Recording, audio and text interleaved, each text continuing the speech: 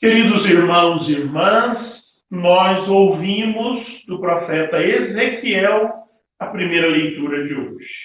Começamos a ler o profeta Ezequiel. Ontem começaríamos, se não tivéssemos celebrado a festa de São Lourenço Mártir. Mas começamos concretamente hoje. E começamos com essa bonita passagem do profeta Ezequiel. Ele tem uma visão e escuta uma voz. É a sua vocação. E nessa visão, ele vê uma mão que segura um pequeno livro. Os livros não eram encadernados antigamente, eram rolos. E ele então recebe desta mão este pequeno rolo que está escrito na frente e no verso.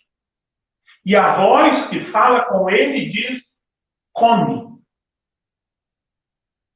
É um absurdo nós darmos a alguém um livro e dizer a essa pessoa: come. Qualquer pessoa de bom senso não comerá. Mas o profeta demonstra a sua obediência comendo o livro que lhe foi dado. A primeira vocação do profeta é ser obediente à ordem de Deus. Ele reconhece que aquela visão e aquela voz vem de Deus e ele obedece aquilo que lhe é ordenado.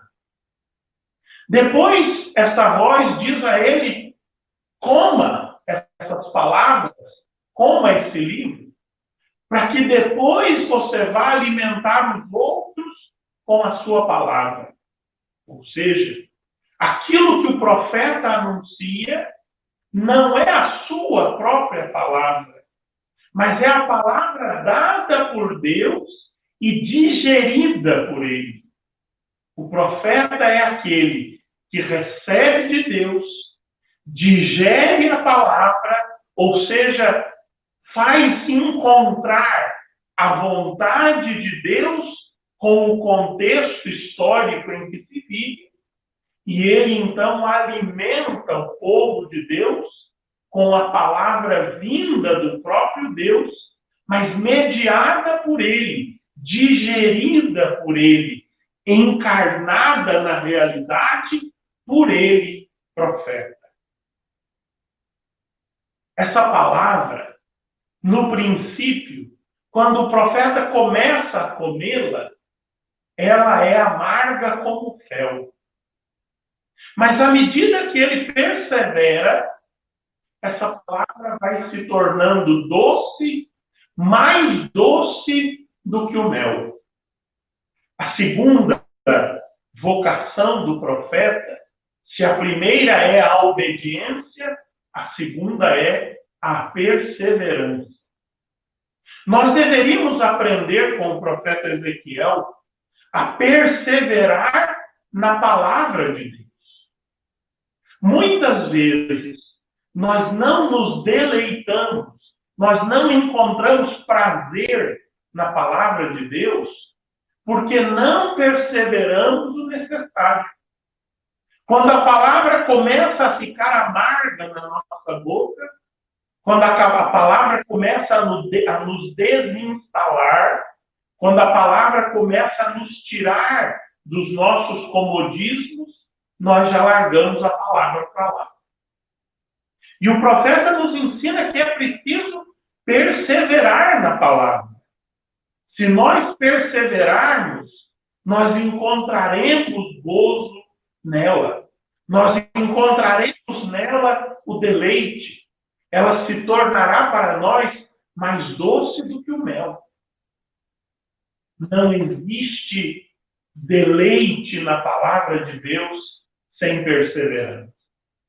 Quem começa a ler e não persevera, nunca vai encontrar a verdade profunda da palavra de Deus. Quem começa a celebrar a palavra, o dia do Senhor em família, mas não persevera, nunca vai encontrar o verdadeiro sentido da celebração dominical na igreja doméstica, na família. Quem começa a participar do círculo bíblico, mas vai uma vez e falta 10, nunca vai conseguir experimentar a profunda alegria de conhecer verdadeiramente a palavra através da partilha dos irmãos. É preciso perseverar. O profeta nos ensina essas duas atitudes: obedecer e perseverar. Mas obedecer e perseverar são atitudes de quem se reconhece pequeno. Não são atitudes, como dizem os jovens, de quem se acha. Quem se acha muita coisa não obedece nem persevera.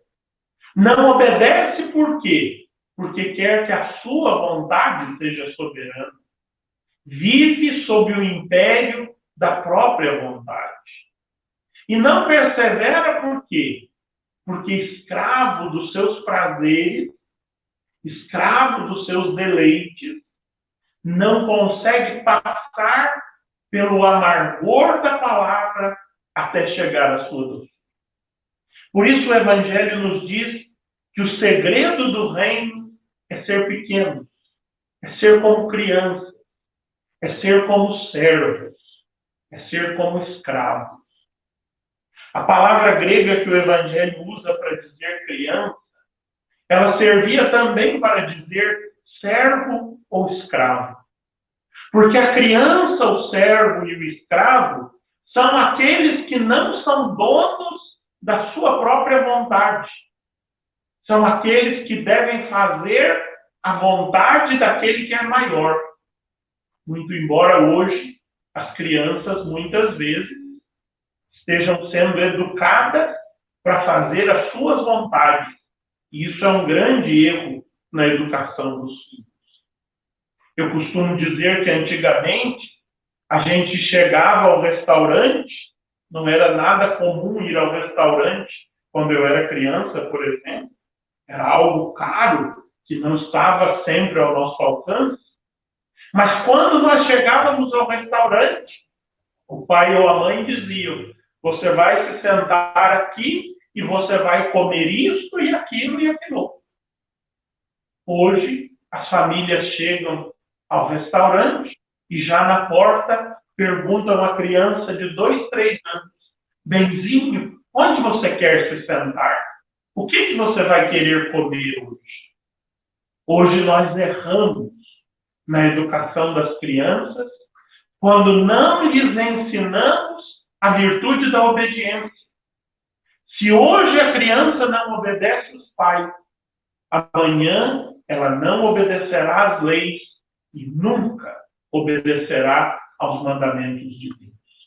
Nós precisamos ser pequenos, ser como crianças, como servos, como escravos, para que nós também sejamos capazes de obedecer, de reconhecer a soberana vontade de Deus na nossa vida e de perseverar nesta soberana vontade, ainda que a princípio seja amargo e depois se converta, e só mais tarde se converta em doçura da nossa alma. Peçamos a Santa Clara, esta santa tão querida, o rosto feminino do franciscanismo, contemporânea de São Francisco, conselheira do grande São Francisco. Peçamos a Santa Clara, padroeira da televisão, que ela nos ajude a ser pequenos.